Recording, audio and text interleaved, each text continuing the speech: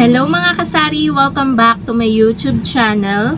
So for today's video, again, tayo po ay magpa-price update. May 1.5 kayo na. Wala ko. Wala. Ano ba? Wala rin akong pamalit sa pera ni. Ano lang dito? Parang Sprite at Royal. Tatlo na to, dalawang Royal, isang Sprite. Bigyan niya.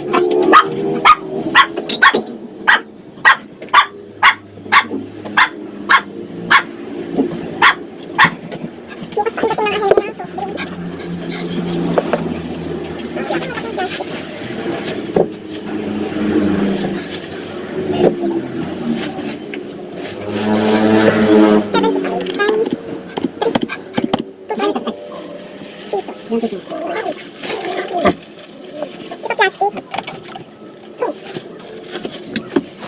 Ayan guys, so meron lang mga init!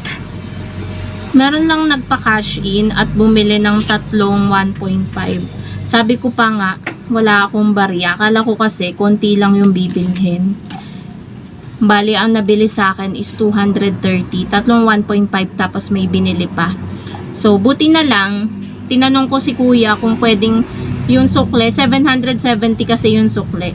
Sabi ko, kuya, pwede bang barya na lang na tagli 5 piso yung sukle? Yung 70 pesos na putal. Kasi wala talaga ako guys. Kahit sa tagpi 15 buo, hirap din kami.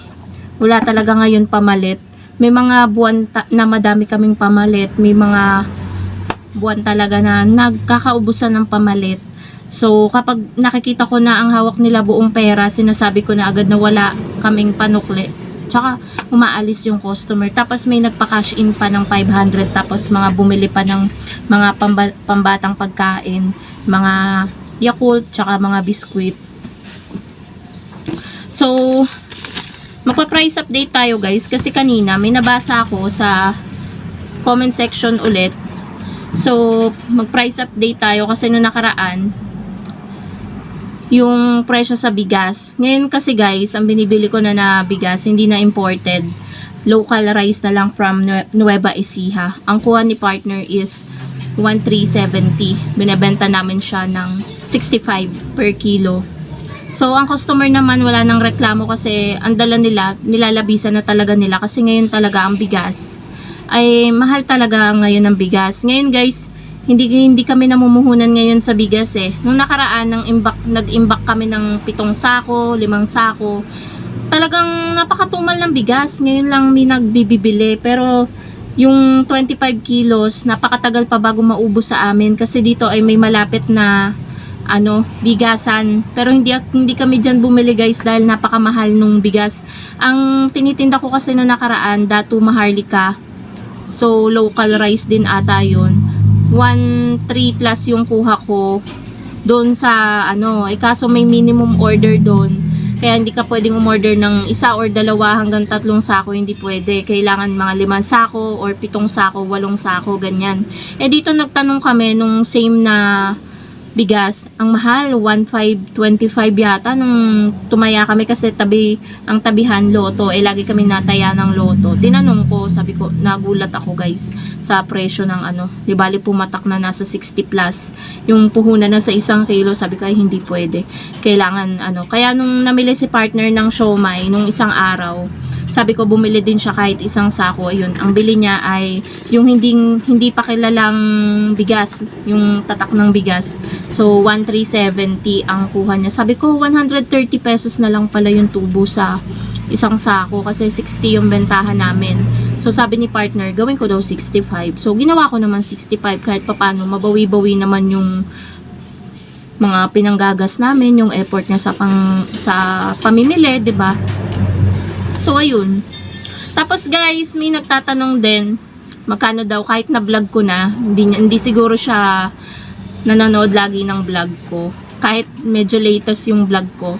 Nagtanong siya kung magkano yung sales ko sa araw-araw. So, mag-estimate na lang tayo mga kasari kasi nasagot ko naman na yan sa vlog.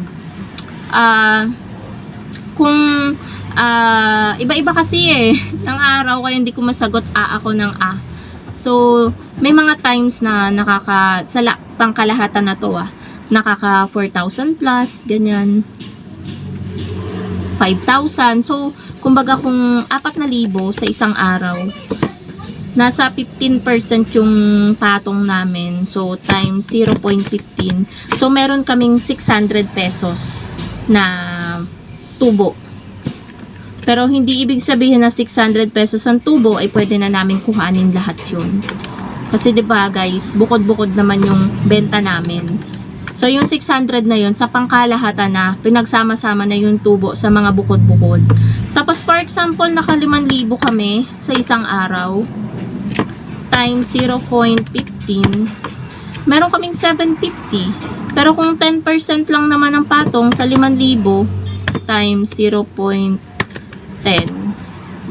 meron kaming 500 pa rin. Malaki pa rin. So, kung ang sales namin ay medyo mababa, pagpalagay natin sa pangkalahatan ay 3.5 times 0.15, 15%. So, meron pa ring 525. Diba?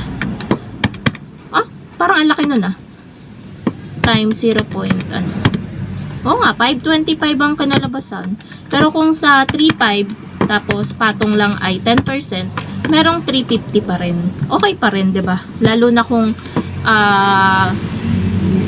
anong tawag doon, yung aanuhin nyo talaga yung gastos nyo sa isang araw. Talagang iba-budget nyo talaga yung pambili nyo ng ulam, pambili nyo ng bigas, ganyan. Pero syempre, hindi lang naman pangkain yung mga expenses natin. Andyan yung pambayad ng wifi, pambayad ng tubig, pambayad ng kuryente. Kaya yung lahat ng tinutubo, kailangan nating ipunin. So, kapag may labis, dun lang tayo bumili ng mga bagay na wants natin. So, unahin natin yung needs. So, ayun po. Sana nasagot ko po yung katanungan. So, kung hindi po kayo nalinawan, ay panoorin nyo naman po yung ko. May vlog po ako doon.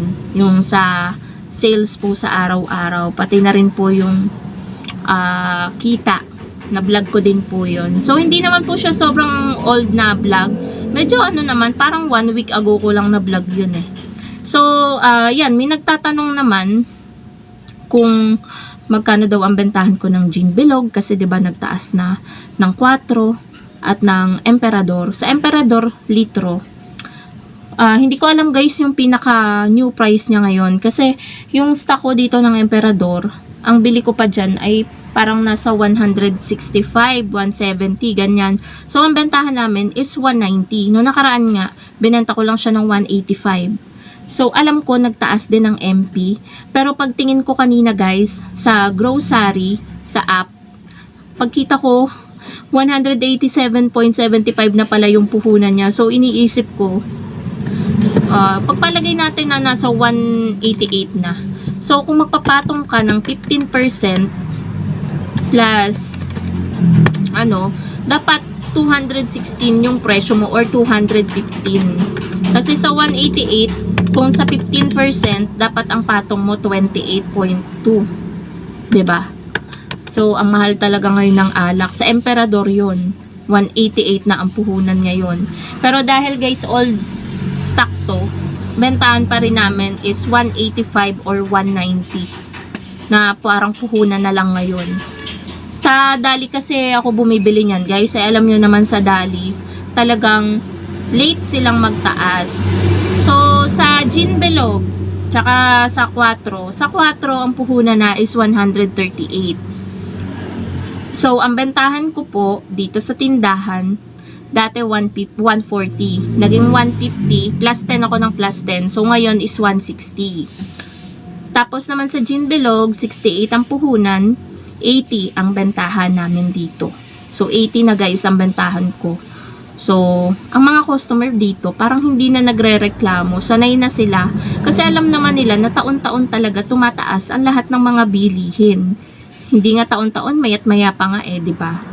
So, sa mga alak, sigarilyo, yan taon-taon. Pero may mga items na tulad ng mga pagkain, yan tumataas yan ng pakonti-konti, pa sentimo-sentimo. Pero sa isang taon, kung makakailang taas yan, medyo malaki rin yung ini-increase, 'di ba? Grabe, dati parang naabutan ko nung wala pa akong tindahan.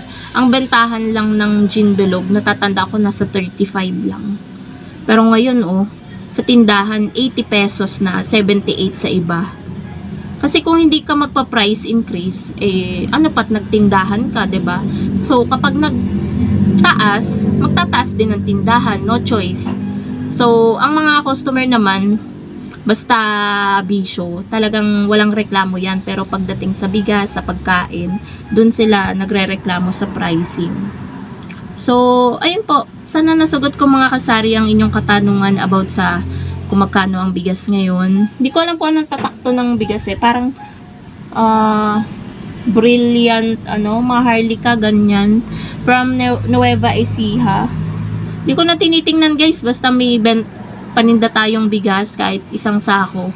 Hindi na kami guys nagpo-focus sa bigas kasi alam naman namin na matumal talaga dito. Nagpo-focus kami sa mga paninda na alam namin na mabilis sa aming tindahan. So, ayun po mga kasari. Yan lang po ang ating price update sa mga ilang paninda sa ating sari-sari store. So, thank you so much for watching and happy selling po sa inyong lahat. Bye guys!